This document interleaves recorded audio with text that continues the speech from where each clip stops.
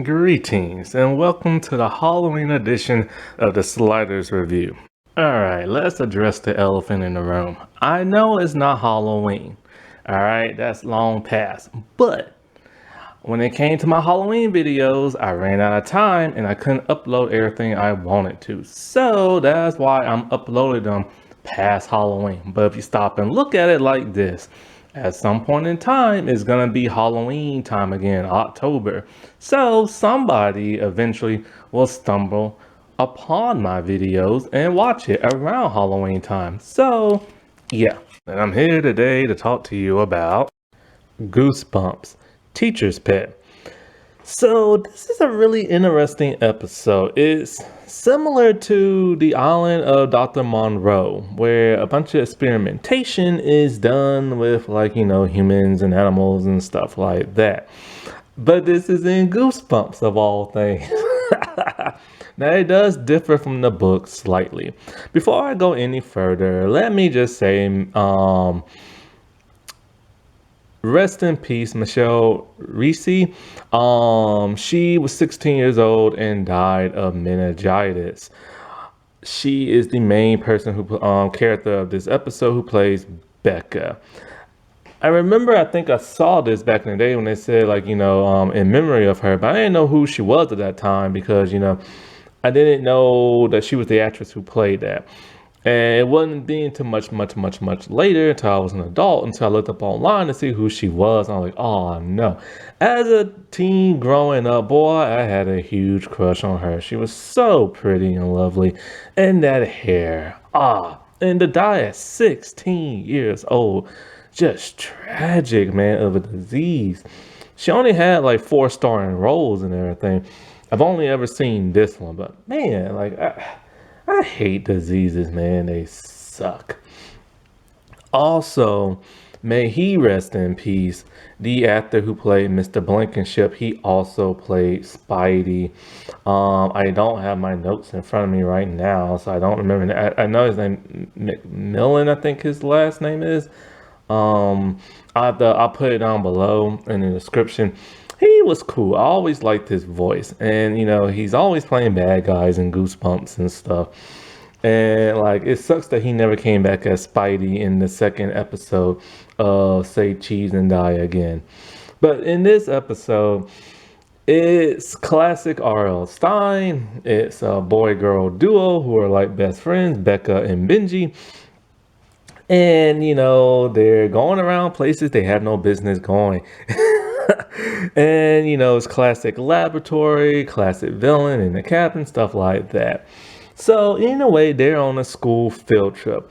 And they're going to this camp that's kind of like an animal type resort where they learn about animals from Mr. Blankenship. In the books, he's actually the science teacher. But here, he is not. Which makes no sense as to why it's still called Teacher's Pet if he's not a teacher, But I digress. They should have just made him the teacher and everything. I think at one point they do mention he's a teacher when they say the teachers, but he's not really considered a teacher in this episode. So it's a little bit of a confusing matter. In a way, Benji and Becca are like friends and they're there on this retreat type thing. Boy, I used to love going on field trips like this. Get out of school, learn about animals, just going someplace that feels a little exotic, God, I miss those days. And so they're there, they're learning about animals and stuff. And I think Benji doesn't even really want to be there, but they have to camp out there, right? Now there are these, I don't know if they're sisters, twins, friends, whatever. It's never stated, but they're always together. And they look similar, but they're played by 2 completely different actresses who aren't even related and weren't even born in the same city and everything. So, but it's ironic, they look so similar. So anyway, they're there. And Becca, sees a rabbit. So she's all happy and excited at first, right? Until she looks at the face of the rabbit. It has the face of a lizard, kind of like a frog. And it scares the crap out of her. So she throws the bunny lizard down.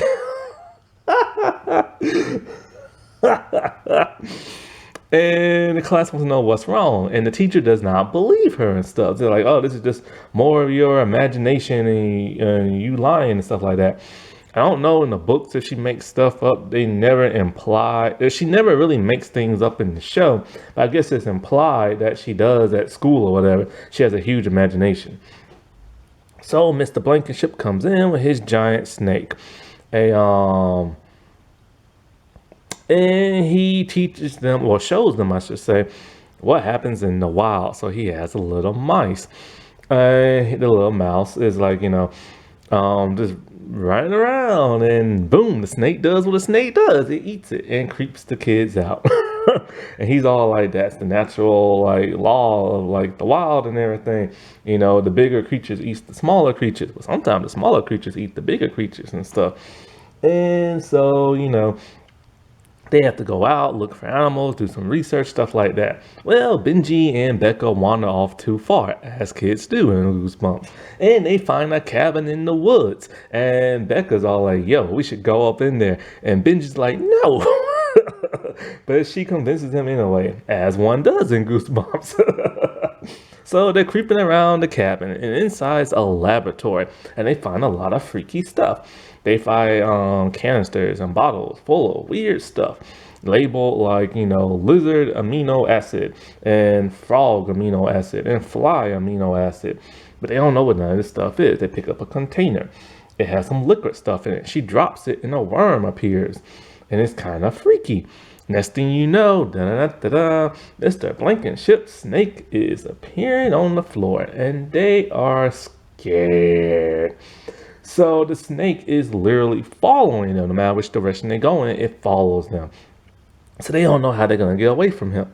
Well, Becca decides to grab a cage. The cage has a mouse in it, and the mouse runs off, and the snake goes after it. So they hightail it on out of there.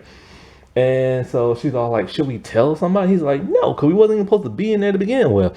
So late on at night, she wakes up. She has a nightmare of all things, as one does in Goosebumps. And all of a sudden, the giant snake is crawling on top of her. Now, the snake really is on top of her. Boy, she has bigger balls than me, because I would never let a snake touch me.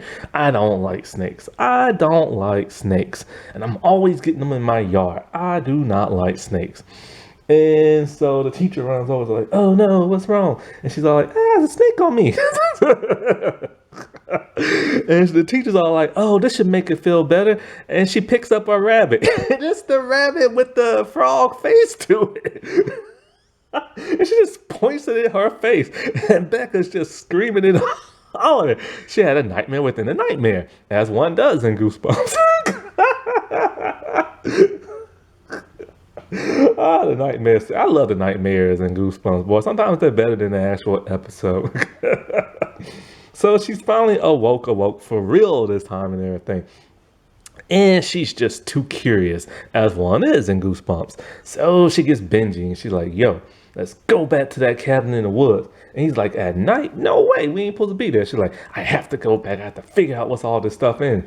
As one does in Goosebumps. Somebody's always so curious and wants to figure something out. So she drags him along, and it's a lot creepier at night.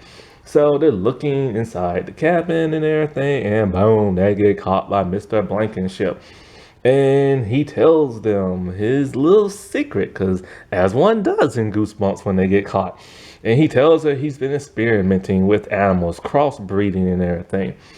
And the kids can't leave now because they know his secret. And he has to get rid of them, as one does in Goosebumps. So all of a sudden, holy crap, he turns into the snake. The snake was actually him. Earlier before and stuff. So he tries to go and get the kids. And they're scared. And Benji is pinned up against the wall. And he's scared and cannot move. The fear has settled in his spine and everything. So Becca, she grabs some fly amino acid, as one does in Goosebumps when you're in this predicament. And she throws it at the snake. And the snake starts sparking and catches a fire. Now, earlier they found the giant snake skin, and the snake skin belonged to that of an anaconda. And they didn't, I forgot to mention that, by the way. They didn't know where the snake skin came from and everything. And now we know it came from him. He shedded his skin. He experimented on himself. And so after the snake is taken care of and everything, they hightail it on out of there. She's all like, should we tell the police or something? He's like, no, nobody's gonna believe us and everything. So they head back to camp. And the next morning they're about to leave. And so like one of the twin looking girls, she's scratching her arm because she got bit by a fly. And and she's scratching at her arm and she's like, oh, I got a rash. Her skin is turning into that of a lizard. So while Becca and Benji are on the bus heading back home, a fly is buzzing around Benji's face, like getting on his nerves, as one does when you are a fly.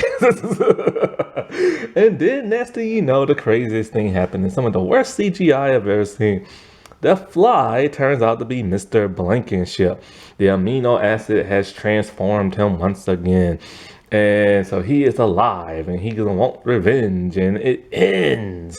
And it's kind of a cool, interesting, kooky, freaky, spooky little episode. Now in the books, he's more of a shapeshifter than anything else. And you know, this episode was all right. Like it was a little terrifying here and there.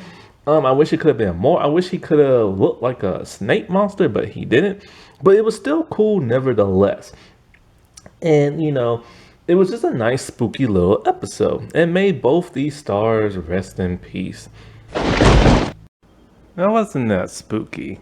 Alright, well, I shall talk to y'all later. Bye.